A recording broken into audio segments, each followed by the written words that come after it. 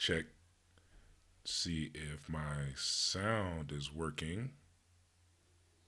May not get any viewers during the live, but it's okay. I'm just here to celebrate the fact that all of you got me to 1,000 subs. I really appreciate it.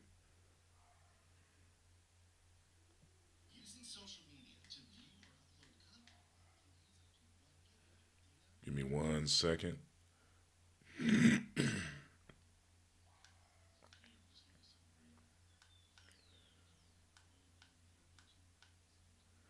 All right. Well,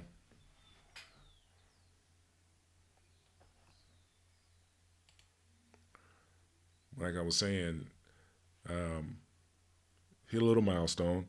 I was glad to get 1,000 subs on this channel.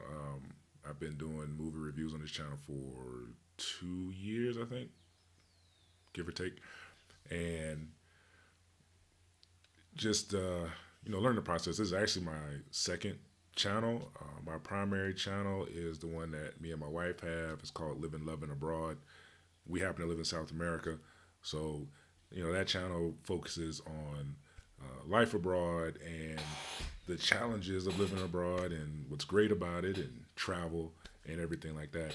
And this channel, since we're both retired, um, this channel was basically something, just kind of a passion project for me to talk about the stuff that I love talking about, which is like movies and video games and TV shows. Um, and for people that enjoy it, I enjoy talking about it. Honestly, um, I'm kind of a nerd that way, and I don't mind having long discussions about movies, whether they're good or bad. There are some bad movies that I absolutely love.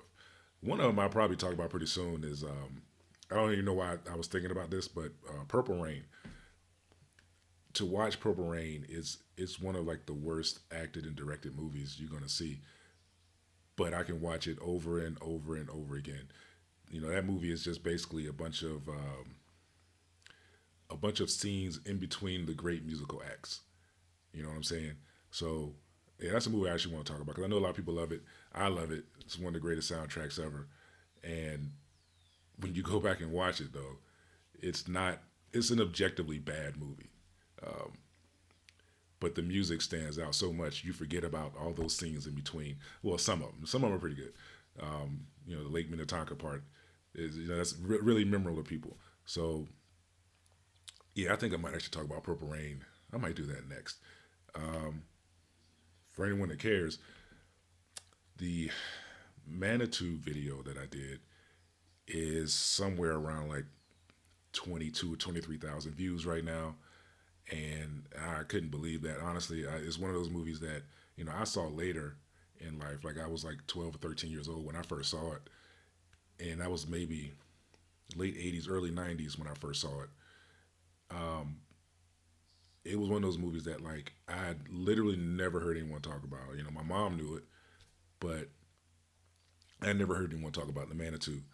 And to see the response that that video got is, it felt great because sometimes you see movies when you're younger and you kind of forget about them, and or you see a movie that no one has ever seen, and you just feel like almost like did you dream it?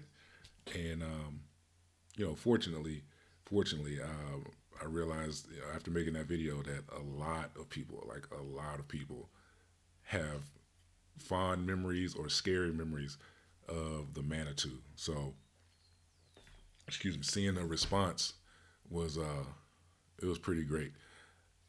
I try to respond to every comment that I can. I do actually have 3 channels in total, so I answer all the comments on all those channels. My wife has one separate channel of her own. um, but yeah, seeing people's comments about the Manitou and when they first saw it or how they saw it was really cool. Some people went to the movie, some people snuck a VHS to see it. There's all different stories about like how people saw that movie and how they remember it. Um, so yeah, I can only imagine like what it would have been like for me had I saw it when I was like 4. Like like when I saw American Werewolf in London or like Alligator. Like when I saw those movies, I was really young, and they left an imprint on me. And like Poltergeist, Hello, Be Beautiful. Um, but yeah, seeing how people remember old movies and talking to them, and a lot of our stories are similar. We had parents or older siblings that would like sneak us movies or sneak us into movies, or you had to be really quiet back in the day if you happen to live in a place that have cable and like you had a separate room that had a cable or whatever where you kind of sneak off and watch movies. When I was really young, that wasn't possible because the only TV we had cable in was in the living room. So that's why I ended up watching all the same movies my mom watched, and that she's the cause of my movie addiction. Um, but yeah, like I was saying, I can only imagine like what it would have been like to see the Manitou like when I was really young, because it probably would have messed me up, like Poltergeist did. Even though I still love him. Um, One of the suggestions I got from the comments of the Manitou video was the Beast Within. So the actual comment, I wish I could remember the viewer's name right now, but I did tag him in the post that I put up. He said, "Hey, I remember this movie. Me and my buddy used to go see movies, and I remember this movie about a dude that turned into a cicada." And I was like, "What? Like that was kind of insane." So like in the comment, I looked it up and I responded, and I was like, "Oh, you're talking about this movie called The Beast Within?" And I read the synopsis for it, and I was like, this movie sounds insane. Like I think I need to watch it. I'd never heard of it, and it came out in 1982. So I've seen like a lot of old, somewhat questionably bad movies. And like I said, I never heard of The Beast Within. I looked up synopsis, and I was like, this is insane. I need to watch it if it's available. So I just happened to look up on. I googled it, or maybe I even just checked Tubi first. But anyway, it was on Tubi, and like a lot of old obscure movies. And I was like, yeah, I'm going to give this a watch. It actually took me like 2 days to watch it because I was doing a bunch of stuff in between. But the first half hour of that movie is legitimately good. Like, it is essentially just like a monster movie. Uh, One of the commenters said, the guy's a were cicada. Like, that's kind of what it is. But the first half hour is like an investigation. Like, the monster attacks the mom at the very beginning, and she gets pregnant, and it skips to 17 years later.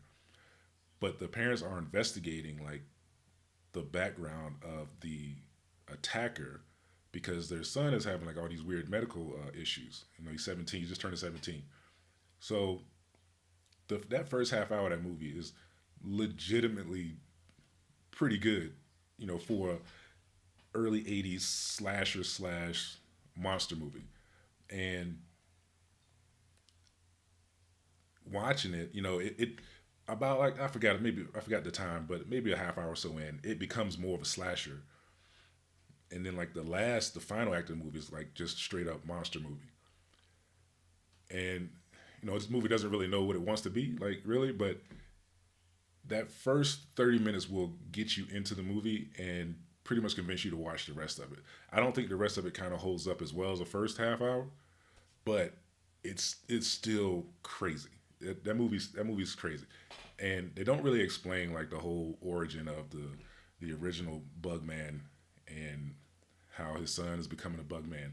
Although I think it's unique that they use cicadas as like the curse and what the guy becomes because of the 17-year cycle. It's 13-year and 17-year locust, and I think it's annual locust too. But the kid doesn't start becoming a cicada until he's like 17, which okay, cool. Even though the movie takes, but now I'm going to be a nerd right now. The movie takes place in Mississippi. The 17-year cicada brews live like in the northern part of the United States mostly. So I don't know. They could have did it. They could have did a little different, but they needed a 17-year-old because the guy had to be an adult in the movie. So I get it. Couldn't have been a 13-year-old. But that review actually will be up at 2 p.m. Eastern. So I really enjoyed actually watching that movie, and I'm really thankful that for the guy that recommended it.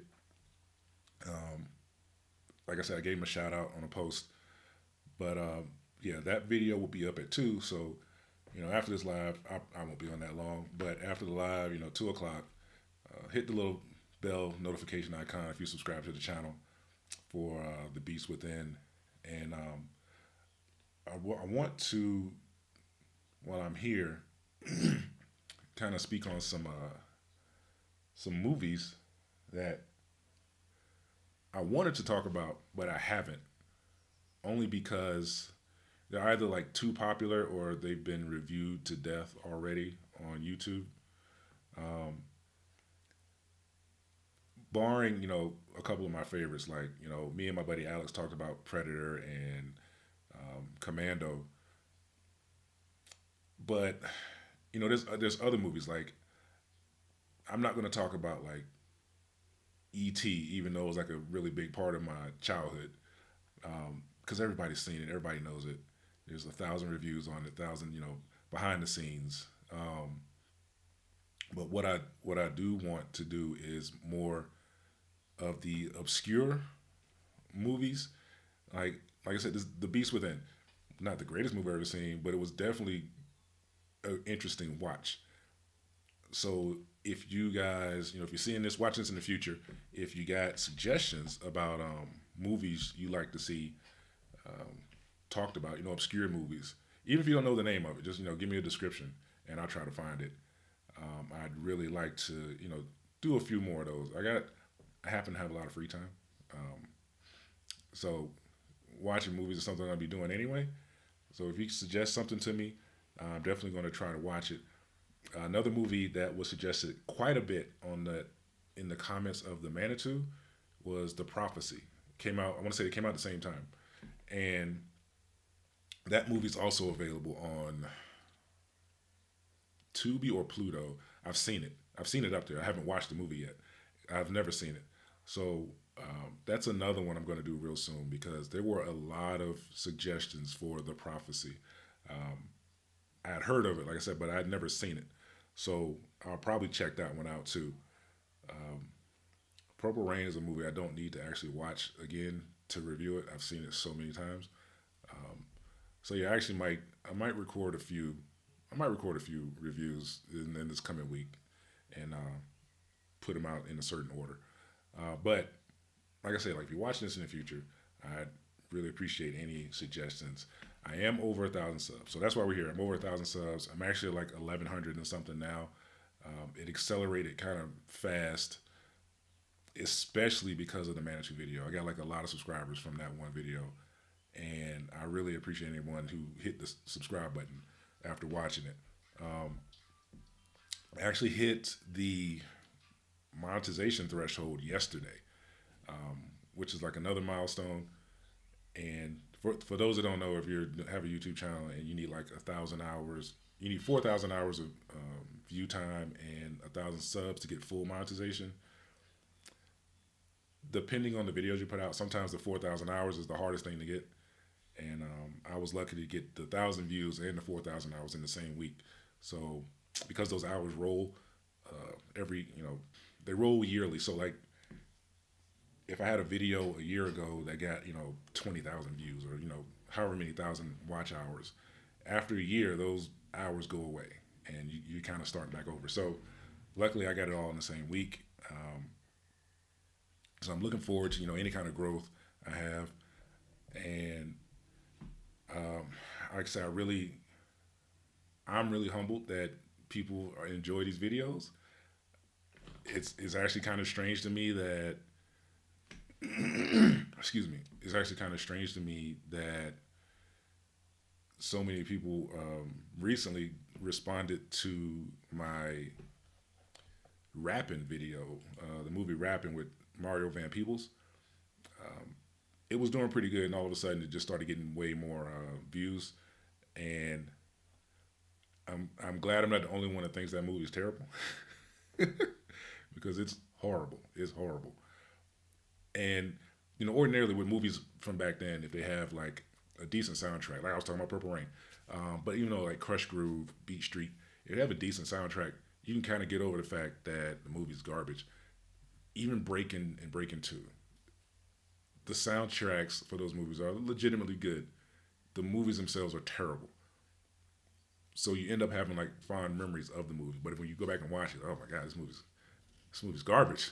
But to know that like so many people agree that rapping is just straight up garbage from any standpoint, from any way you look at it, that movie's terrible. Um, I love that. There was I think I got like one comment. The guy was like, "It was bad. It was great then, and it's great now." He was like, "There's only like one comment that said that." I couldn't really agree with that. Uh, some of these videos and movies that I do, like The Quest.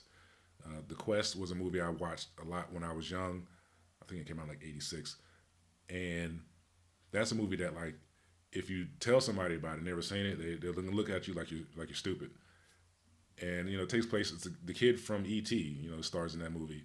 It takes place in Australia, and it's about like a legend of a monster. It ends up being like a backhoe that's under a lake, but a lot of people have never heard of it.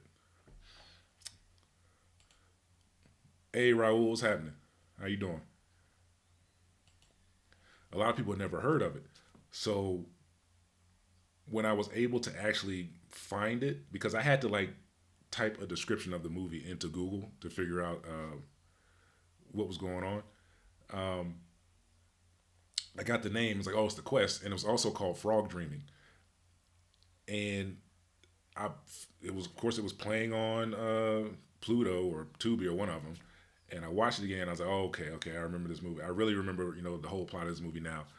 Um, and that video got some pretty good feedback because there was a lot of people that had seen that movie, but they couldn't remember what it was called, and no one they knew had ever heard about it. So that's the kind of stuff I want to do. I want to do more movies like that. So yeah, like I was saying, if you're watching this in the future, definitely hit me up and let me know, some obscure film or even TV show. I want to do more TV shows before I forget. Right now, I'm rewatching the V TV series. So I've already done a review of the two miniseries. Right now, I'm watching the television show uh, from '85. I think the seasons ran from '85 to '86 or '84 to '85. I can't remember. But I'm watching those. I think there's only like, man, 20 something episodes. I can't remember. But it's not too many because the only reason I haven't done more TV shows is that rewatching them takes forever. It takes forever. But I am going to slowly get through the VTV series. So that video will be coming, I don't know, maybe in a month. Um, but I do want to do more TV shows. There's some shows from my youth that, I know a lot of people remember, but they maybe been short lived. Like Manimal, I loved that show when I was a kid. And then you go back and look it up. I think it only made it like one season or something. It was something insane. In my mind, it ran for longer than that. But it didn't do very well when it came out. I think the show was like too expensive or something. So more stuff like that I want to do. Um, I may have to do those videos like episodes like I may have to split it up. Like if I'm watching a full season or something, like even the V series, I may have to split up the videos. Um, Maybe watch 3 or 4 episodes and then do a review of those instead of doing the whole season at once. I don't know. Whatever works out better for me. But yeah, I really just want to thank everybody. I know you don't usually see me, so here I am. If you go back and watch some of the older videos, I'm always up there. But one of these days, I'm gonna get my buddy Alex back. He's been really busy lately, so he loves talking movies. So I'll get him back on here eventually. Um, like I said, if you want to support me, just hit the like button, hit subscribe. Um, if you want to become a member, I can do that too. I'll try to put some videos out early for members once I get members, um, and try to keep the content coming. Um, According to my analytics, anyone watching this is probably between the ages of like 40 and 60, which I don't mind. That's my age group. So we have a lot of the same memories, a lot of the same upbringing. A lot of us were latchkey kids, so we ended up watching a lot of movies at home by ourselves. We had like boomer parents that had less of a filter. Um, so we ended up watching a lot of the same movies and have a lot of the same experiences. So it's actually cool connecting with people around my age and having the same movie going or movie watching or television watching experiences. Um, it's pretty cool. James Abernathy, yeah, guilty, guilty. Um, I think that like we kind of grew up in the era of like the most. I don't know. I don't want to say if it was the most innovative. It might have been the most innovative era in like movies and TV shows because after the '70s, late '70s into the '80s, like things kind of changed where you know action became a little different. Sci-fi became different, and I think like some of the best content was just came out in the early '80s, where like Hollywood was basically experimenting with new technologies and new ways to do things, and just making better movies. I can't say the movie's not bad, but like there was something about growing up in that era. Um, Also, the fact that like if you had cable, you still only had like 5 or 6 channels, and everyone pretty much had the same experiences, so it's easier to kind of relate. Where like back in the '80s, like I was talking about the miniseries V, pretty much everybody watched it because you didn't have that many channels. I think it was competing with like maybe Dallas or one of those other shows in the evening, but pretty much everyone watched it eventually, and you could have the same experience. Now it's a little bit different. Where if you're talking about a TV show to someone, you might be watching a show on Netflix and they're watching a show on Hulu, and you have no idea what the other person's talking about because it's so scattered. There's so many different options, and you don't have those shared experiences, so it makes it a little different. Knowing that like I can talk about movies from the late '70s, '80s, early '90s, and pretty much everyone in my age bracket has seen it. Um, few exceptions, but like pretty much everyone has seen it, and it makes it a lot easier to talk about. Um, because for the most part, our experiences are the same. There are some movies where I'll talk about them. My Science Project was one where a lot of the comments were people saying that they still think it's a great movie. My perspective of it was great when I was a kid. It's not that good now. It's not nearly as good as I remembered it being. It's not terrible. It's not nearly as good as I remembered it being. And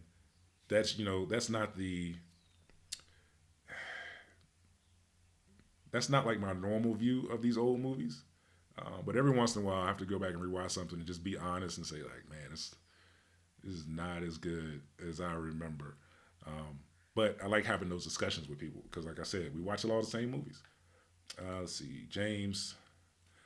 With no streaming, you had to invest in a VHS or DVD of that one movie. TV was often family viewing, so you had to invest your time, not just stream whenever. Exactly. Like it was appointment viewing because um, I did a video about. Oh, I'm sorry. Hold on.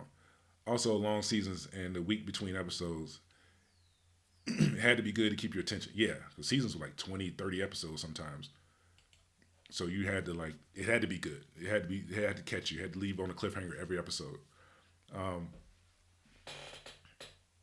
but yeah, like I said, well, when it comes to those older shows, it was like appointment viewing. So if something was coming on, the whole family was sitting down to watch it, and you didn't really have a choice, especially if you only had one TV that had cable.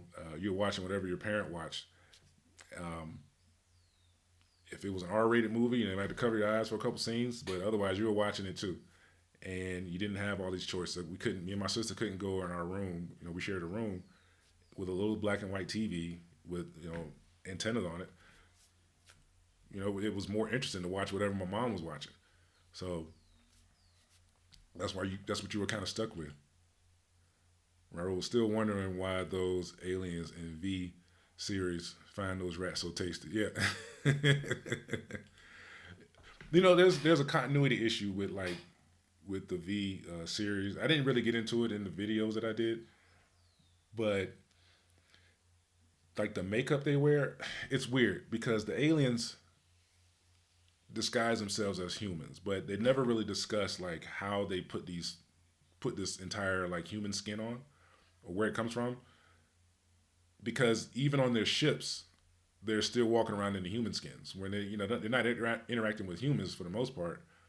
The guys who are working in like the engines and whatever who aren't dealing with any humans, they're walking around in human skins. And I know it's like that's a budget thing, but from a continuity standpoint, it doesn't make sense. Also, whenever they took the skin off, like their face underneath is totally different.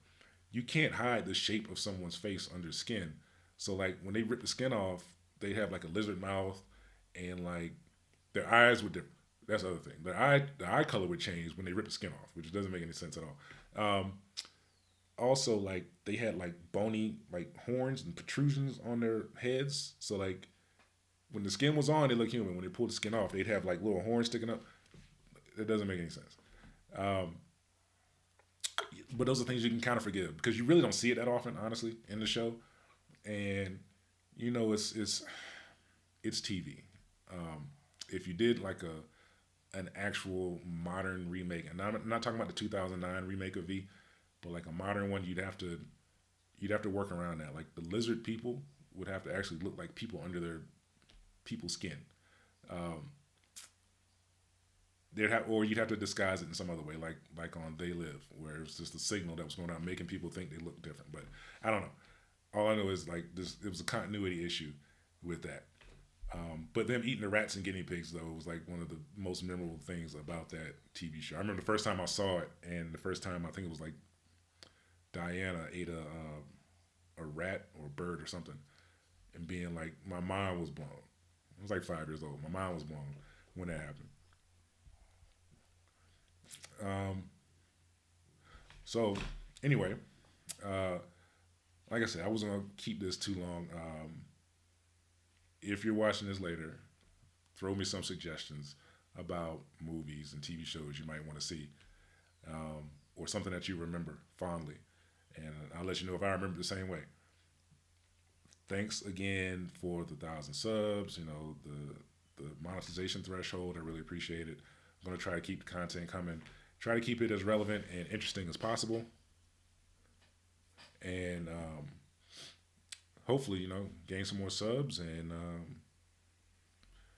get some more people on maybe to help me talk about some movies, do some collabs. Something I love to do. I got plenty of time, so let's make it happen. But yeah, thanks again.